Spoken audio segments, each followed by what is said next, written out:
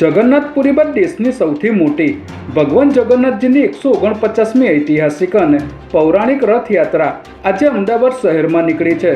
આજે સવારે 4 વાગે ભગવાન જગન્નાથજીની મંગળા આરતી થઈ હતી, જેમાં કેન્દ્રીય ગૃહ અને સહકારિતા મંત્રી અમિત શાહ પરિવાર સાથે હાજર રહ્યા હતા।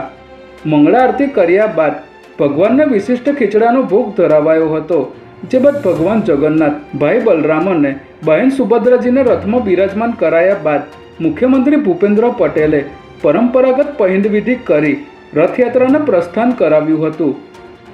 સૂર્યોદય થતાની સાથે જ જગન્નાથ ભગવાન જગન્નાથ નગરચર્યાએ નીકળી ગયા છે અને નગરજનોને અલૌકિક દર્શન આપી રહ્યા છે। અમદાવાદની રથયાત્રામાં સૌથી આગળ ચાલતા ગજરાજો અને વિવિધ ટેબ્લો આકર્ષણનું કેન્દ્ર બન્યા હતા, જ્યારે લાખો ભક્તોને ગરમીથી બચાવવા માટે અમદાવાદ મ્યુનિસિપલ કોર્પોરેશન દ્વારા વિશેષ કુલિંગ ઓપરેશન હાથ ધરવામાં આવ્યું હતું। રથયાત્રાના સમગ્ર રૂટ પર શ્રદ્ધાળુઓની સુવિધા માટે એએમસીના ફાયર અને ઇમરજન્સી વિભાગ દ્વારા સમયાંતરે પાણીનો છંટકાવ કરીને રસ્તાઓને ઠંડા રાખવાની કામગીરી કરવામાં આવી હતી। ભગવાન જગન્નાથની 149મી રથયાત્રા શાંતિપૂર્ણ માહોલમાં યોજાઈ રહી છે, ત્યારે પોલીસ દ્વારા પણ ચુસ્ત બંદોબસ્ત વચ્ચે ત્રણેય રથોને તેમજ રથયાત્રામાં જોડાયેલા તમામ ભક્તોને સુરક્ષા આપવામાં આવી રહી છે।